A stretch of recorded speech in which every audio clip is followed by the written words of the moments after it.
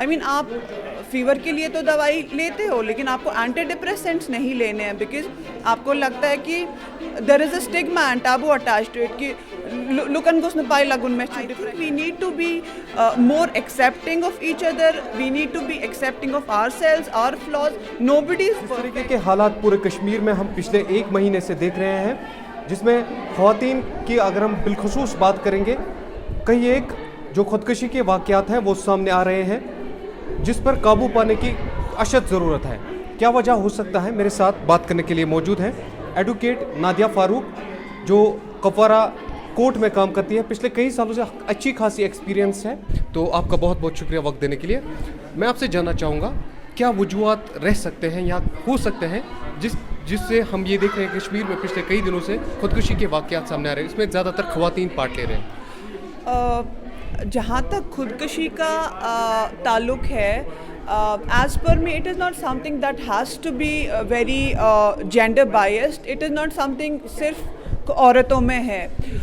मुझे लगता है this is a part of mental health awareness which is maybe I may be deviating from the topic of domestic violence here, but since आपने specifically suicide के बारे में पूछा, तो suicides are rising because of mental illnesses.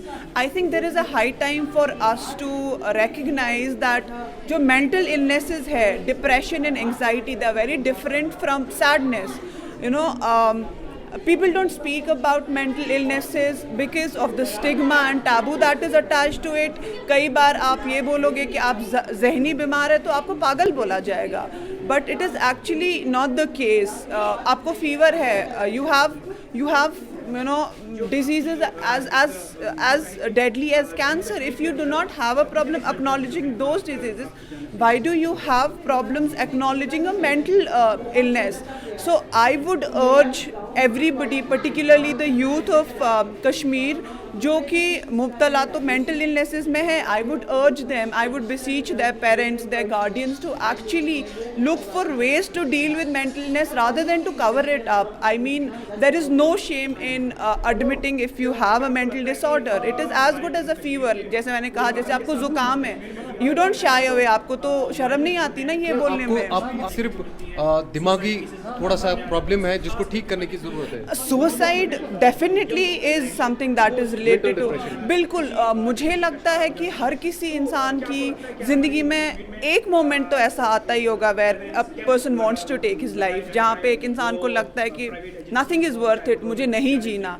So yeah it has everything to do with mental illness and you know it's okay to be mentally unstable, it's okay to seek help. So I would say कि people should acknowledge कि उनको mental illness है and after that they should seek help. I mean आप fever के लिए तो दवाई लेते हो, लेकिन आपको एंटी डिप्रेसेंट्स नहीं लेने हैं बिकॉज आपको लगता है कि there is a stigma and taboo attached to it कि लुकन गुस्न पाई लगुन में छू डिप्रेशन। अगर हम साइकियाट्रिस्ट के पास जाएंगे लोग मुझे पागल समझेंगे। नहीं, ऐसा कुछ नहीं है।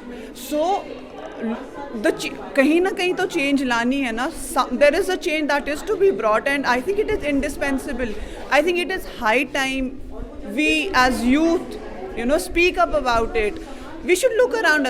I think we need to build a lot of compassion. हमें compassion, empathy की ज़रूरत है बहुत ज़्यादा, which we lack. We don't see कि एक इंसान अगर एक्ट कर रहा है किसी तरीके से, why is this person acting? We just judge him on the basis of his actions, not what could be behind his actions. So I think we need to be more accepting of each other. We need to be accepting of ourselves, our flaws. Nobody is perfect. आप खुद एक female हैं और court में भी काम करते हैं, आपके पास भी हज़ारों केस आते होंगे इस तरीके के जो डोमेस्टिक वायलेंस है जिस पर आज आपने बात की। तो इस तरीके के जो वाक़यात सामने आ रहे हैं आजकल, खासकर अगर हम डोमेस्टिक वायलेंस की बात करेंगे या जितने भी मामलात हैं ख़वातीन के, उस पर आपका क्या टेक रहेगा? किस तरीके से हम इसको कंट्रोल कर सकते हैं? आज अपने अवेयरनेस कैंप में भी बात। हाँ, जहाँ तक डोमेस्टिक वायलेंस का ताल्लुक है, it is one of the most sensitive issues जो जेंडर बेस्ड हैं, जो which is something that is perpetrated against women a lot. I won't say, again I'm taking a very moderate view here, I won't say that men are not subjected to domestic violence. maybe मार नहीं पड़ती है, but then emotional abuse होता ही है. So far the cases that I have dealt with, मुझे ये लगता है कि कहीं ना कहीं हमारे दिमाग में बचपन से ही हमारी कंडीशनिंग ऐसी होती है कि it is okay for you to be beaten up by your husband, it is okay for you to be beaten up by your father और brother. It's not just a husband who needs to restrain himself from beating and subjecting his wife. I would मतलब मैं ताकीद करूँगी जो बच्चियों के बाप हैं, जो बच्चियों के भाई हैं, उनसे भी कि वो अपनी जो बहनें हैं, अपनी जो बेटियां हैं, उनकी तरफ they should be affectionate. And मुझे लगता है इससे बड़ा गुनाह कोई नहीं है. और मुझे लगता है चाहे कुछ भी हो, कोई भी सर्कमस्टांस हो, चाहे लड़की की कितनी भी गलती हो, आई थिंक कि फिजिकल अब्यूज़ और abuse in any form towards a woman is not justifiable. And I think we need more awareness. हमें औरतों को अवेयर करना है about their rights, at the same time taking care कि it's not misused. So मुझे लगता है कि violence, again I would say कि violence is not an option. बिल्कुल ठीक नहीं है. आपसे एक मैसेज लेना चाहेंगे जितने भी लोग आपको देख रहे हैं, खासकर जो इस वक्त फीमेल्स आपको देख रहे हैं, उनके लिए आपकी क्या मैसेज रहेगी? उनके लिए मेरी ये मैसेज रहेगी कि आप अपने आप को डाउट ना करें, आप अपने एम्बिशंस को डाउट ना करें, आप अपनी कैपेबिलिटीज़ पे believe in your capabilities. We are all made differently, we are all, our journeys are different. आपको जॉब की स्ट्रेस है, आपको you are not getting into the course of your choice, तो ठीक है, it's fine. We are all wired differently, it will happen. Just give yourself, don't be harsh on yourself, be soft on yourself, give yourself time, give yourself the benefit of doubt, and mostly take care of your physical health and mental health. Yes. बहुत बहुत शुक्रिया. ये थे मेरे साथ नादिया फिरदौस. बहुत बहुत शुक्रिया.